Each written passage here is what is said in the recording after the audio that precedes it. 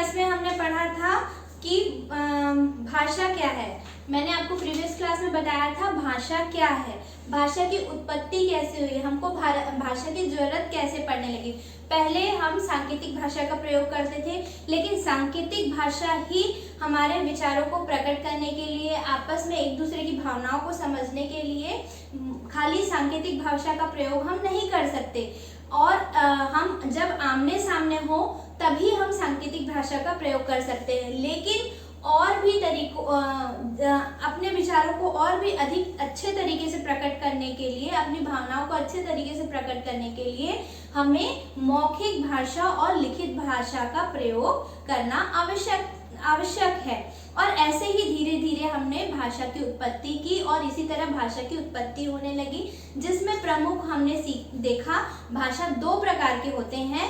भाषा के जो प्रकार है वो दो प्रकार के होते हैं, बोलकर और लिखकर। भाषा को हम बोलकर किसी को व्यक्त कर सकते हैं अथवा लिखकर हम व्यक्त कर सकते हैं। और हमने पिछले क्लास में यह भी देखा कि भाषा के रूप जो होते हैं वो दो रूप होते हैं, मौखिक भाषा और लिखित भाषा। ठीक है, तो भाषा की परिभाषा हम कह सकते हैं कि भाषा वह साधन है जिसके द्वारा हम अपने मन के भावों और विचारों को दूसरों को प्रकट कर सकते हैं, दूसरों तक पहुंचाते हैं और दूसरे की भावनाओं को और विचारों को हम ग्रहण करते हैं। ठीक है, ये हुई इसकी परिभाषा। अब हमने देखा था कि मौखिक भाषा क्या है और लिखित भाषा क्या है। आप लोगों को मैंने बताया था मौखिक भाषा भाषा का मूल रूप है, ठीक है, और लिखित भाषा जो है वो पढ़कर समझा जाता है। और हमारे भारत में बहुत सारी भाषाएं बोली जाती हैं, जिसके बारे में आपको मैंने पिछली क्लास में बताया था। और ऐसी भाषाएं बहुत सारी हैं जो अलग अलग जगहों पर अलग अलग भाषाओं का प्रयोग किया जाता है। हिंदी भाषा के और भी विविध रूप हैं, ब्रज भाषा, राजस्थानी, बिहारी, अवधी, पहाड़ी और भोजपुरी। ठीक है, और हमारे पूरे संसार में अलग अलग तरह की भाषाएं बोली जाती है, जिसमें मुख्यतः है अंग्रेजी, फ्रेंच, जर्मन, जापानी और चीनी भाषा। आज हम क्लास में पढ़ेंगे लिपि। लिपि क्या होती है? ठीक है, तो हम लिपि को समझने के लिए हम कह सकते हैं भाषा के लिखित रूप के लिए लिपि का होना आवश्यक है।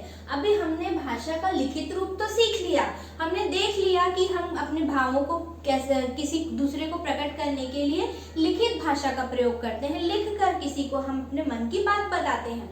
लेकिन अगर हमको लिखने का जो तरीका है, लिखने की नियम हमको नहीं आएंगे तो हम किसी भाषा को लिख पाएंगे क्या? हमको अगर अंग्रेजी लिखना नहीं आएगा, हम अंग्रेजी के लिखने की लिपि को, अंग्रेजी के लिखने का तरीका हम नहीं सीखेंगे, अंग्रेजी को लिखने का हम तरीका नहीं सीखेंगे, तो अंग्रेजी भाषा हमको लिखनी आएगी क्या? नहीं। तो इनके नियमों को सीखा जाता है और इन सारे नियमों और विधि को अलग अलग प्रकार के नामों से जाना जाता है। ठीक है, हर भाषा की अलग अलग लिपियां होती है। हिंदी भाषा की अलग लिपि है, संस्कृत भाषा की अलग लिपि है, वैसे ही अंग्रेजी भाषा की अलग लिपि है, उर्दू भाषा की अलग लिपि है, पंजाबी भाषा की लिपि अलग है। इसी प्रकार हर भाषा की अलग अलग लिपि होती है, हर भाषा के लिखने का अलग अलग तरीका और विधि होती है। इन्हीं को ही हम क्या कहते हैं? लिपि कहते हैं। ठीक है, अब हम यहाँ पर देखेंगे कि कौन कौन सी भाषाएं हैं जिनकी क्या लिपि होती है, प्रमुख लिपि क्या है। संस्कृत भाषा है, जो संस्कृत भाषा है उसको लिखने के तरीका या लिखने की विधि को हम देवनागरी विधि कहते हैं। यह देवनागरी विधि द्वारा लिखी जाती है। यह संस्कृत भाषा की लिपि है देवनागरी। संस्कृत भाषा की लिपि क्या है?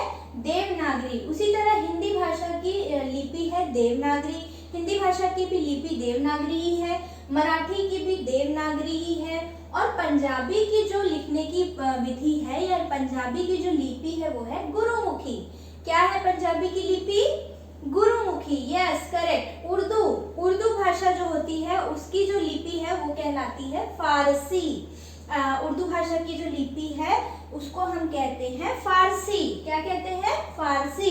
अंग्रेजी भाषा की लिपि, जैसे मैंने आपको अभी बताया, जो अंग्रेजी भाषा है उसको लिखने का विधि, उसके लिखने की नियम को हम कहते हैं रोमन। क्या कहते हैं? रोमन लिपि। ठीक है, इस प्रकार हमने सीखा कि सब भाषाओं को लिखने की अलग अलग नियम, अलग अलग विधियां होती है, इन्हें ही लिपि कहा जाता है। ठीक है, अब हम आगे पढ़ेंगे व्याकरण, ग्रामर जिसे कहते हैं इंग्लिश में, है ना। अभी मुझे आप बताइए, अगर हमको ग्रामर के सारे नियम नहीं आएंगे, अगर हम अंग्रेजी भाषा जो है उसको किस तरह बोला जाता है, किस तरह लिखा जाता है, कैसे हम उसे समझेंगे, कैसे उसे हम पढ़ेंगे, ये अगर हमको नहीं आएगा तो हम पूरे अंग्रेजी भाषा को समझ पाएंगे क्या? नहीं समझ पाएंगे। ना हमको लिखना आएगा, ना हमको पढ़ना आएगा, ना ही उसे समझ हम पाएंगे। तो ये सारे नियमों को कौन सिखाता है? किसी भी भाषा के सारे नियमों को हमें कौन ज्ञात कराता है? व्याकरण, है ना। ये है आपकी व्याकरण की बुक। इनमें सारे इसमें हिंदी भाषा के सारे नियम लिखे गए हैं, है ना। इसलिए पढ़ाते हैं व्याकरण, हम इसलिए पढ़ाते हैं कि आपको किसी भी भाषा का पूरा विवरण आपको प्राप्त हो, पूरे नियम आपको प्राप्त हो कि हम इसको हिंदी भाषा को कैसे लिखेंगे, कैसे पढ़ेंगे और इसको बोलना कैसे है। ये सारे चीजों को हमें कौन समझाता है? ग्रामर, व्याकरण हमें समझाता है। ठीक है, यदि मैं बोलती हूँ कोई शब्द गीता नाच रहा है, तो ये करेक्ट होगा क्या? नहीं, ये करेक्ट नहीं है। अगर मैं बोलती हूँ कि माँ मेरे को भी साथ चलना है, तो ये सही भाषा का प्रयोग मैंने किया क्या? नहीं, इसके बोलने का तरीका एकदम रॉन्ग है। क्यों रॉन्ग है? क्योंकि मैंने व्याकरण का गलत इस्तेमाल किया। मैं जो वाक्य बोल रही हूँ वो गलत बोल रही हूँ। क्यों? क्योंकि हमने यहाँ पे व्याकरण के नियमों का पालन नहीं किया। व्याकरण, इसलिए हमको पता चलता है हमें व्याकरण नहीं आता है। तो कोई भी चीज को लिखना, बोलना हमको कौन सिखाता है? व्याकरण सिखाता है। अब हम अगर सही व्याकरण का प्रयोग करेंगे तो हम बोलेंगे गीता नाच रही है। हमें जेंडर के बारे में बताता है, लिंग के बारे में बताता है कि गीता लड़की है कि लड़का। ठीक है, तो यह हमें नियम बता रहा है कि किसी भी लड़के को हम पुल्लिंग रूप से बोलेंगे, इस लड़की को हम स्त्री रूप में बोलेंगे। तो ये हमको सारी चीज कौन बताता है? व्याकरण बताता है। इसलिए अगर हम बोलेंगे गीता नाच रहा है तो ये गलत होगा। तो सही रूप क्या होगा? गीता नाच रही है। उसी प्रकार मैं बोलूंगी कि माँ मेरे को भी साथ चलना है, तो ये गलत है। हम बोलेंगे इसे शुद्ध रूप से, क्या बोलेंगे इसे, और सही क्रम में जब हम बोलेंगे तो इसे बोलेंगे माँ मुझे भी चलना है। ठीक है, क्या बोलेंगे हम इसे करेक्ट शब्द में? माँ मुझे भी चलना है। तो ये हमें कौन बताया? ग्रामर। ठीक है, शब्द और वाक्यों के शुद्ध और अशुद्ध रूप का भी हमें किससे पता चलता है? व्याकरण की बुक से पता चलता है। किसी भी भाषा के व्याकरण को सीखना हमें बहुत आवश्यक है और व्याकरण से हमें किसी चीज को बोलना, लिखना, पढ़ना और समझना आता है। व्याकरण ही हमें ये सब चीज सिखाता है। ठीक है, अब आपको समझ में आ गया व्याकरण क्या है। तो आज हमने अध्याय में पढ़ा लिपि क्या है। किसी भी भाषा को लिखने के लिए हम एक विशेष विधि का प्रयोग करते हैं जिसे लिपि कहा जाता है। और व्याकरण हमें सारे नियमों को बताता है किसी भाषा को किस तरीके से, किस रूप में लिखना, पढ़ना और सुनना और बोलना है। ठीक है, तो ये हो गया ग्रामर और ये हो गई लिपि और यहाँ पे आपका अध्याय 1 खत्म होता है, भाषा और व्याकरण जिसके बारे में हमने पढ़ा। ठीक है, अब हम इसके सही विकल्प चुनिए करेंगे अभ्यास आज, और इसको आप कंप्लीट कर लीजिएगा अपनी बुक में। और ये जो मैंने आपको लिपि लिखाई थी ना, इसे आपको याद करना है। ठीक है, मैं अगली जूम क्लास में आपसे ये क्वेश्चन पूछूंगी कि लिपियां कौन कौन सी है, किस भाषा की क्या लिपि होती है। उसके बाद अभ्यास प्रश्न है, इस पाठ के पीछे जो अभ्यास प्रश्न दिया है, सही विकल्प चुनिए। आंध्र प्रदेश की भाषा कौन सी है?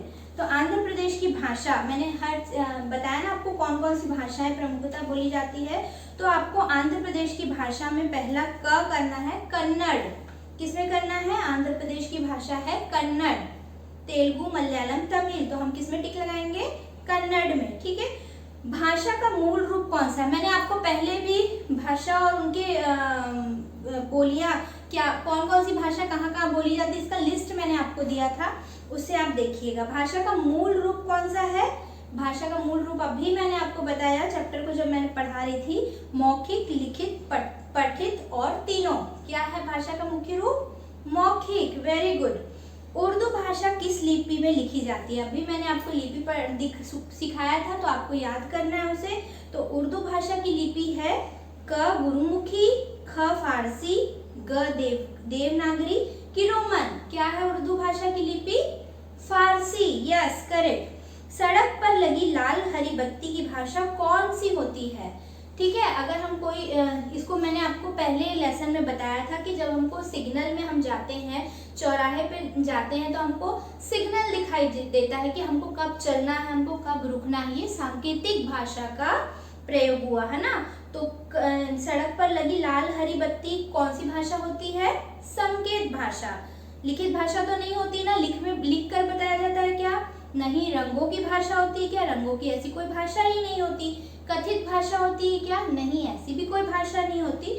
सांकेतिक, लिखित और मौखिक भाषा होती है। जब हम सिग्नल को देखते हैं, वह इशारा हमें करता है कि रेड सिग्नल है, आप जा सकते हैं, ग्रीन सिग्नल है, आपको चलना है। ये हमें संकेत द्वारा पता चलता है। तो ये कौन सी भाषा हुई? संकेत भाषा। ठीक है, उसके बाद उत्तर लिखो, मैं आपको कॉपी में वर्क दूंगी। ओके, सो आपको ये कंप्लीट करना है और हम अगला जो डिस्कशन जूम पे करेंगे। Okay, bye.